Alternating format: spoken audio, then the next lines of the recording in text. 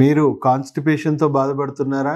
మలబద్ధకం అనేది చాలా తీవ్రమైన విషయం. మనం ఇది నెగ్లెక్ట్ చేస్తే 3 పూట్ల తింటున్నాం, అట్లీస్ట్ 1 to 2 times అన్న మనం విసర్జించాల్సిన అవసరం కూడా అంతే ఉంది. కాన్స్టిపేషన్గా ఉండిపోవడం వల్ల మనకి ఎన్ని ప్రమాదాలు వస్తాయో మీకు తెలుసా? బాడీలో చెడు బ్యాక్టీరియా అనేది ఎక్కువ పెరిగిపోతుంది, మంచి బ్యాక్టీరియా తగ్గుతుంది. అంటే గట్ ఇంబ్యాలెన్స్ అనేది, గట్ సింబయోసిస్ అనేది క్రియేట్ అవుతుంది.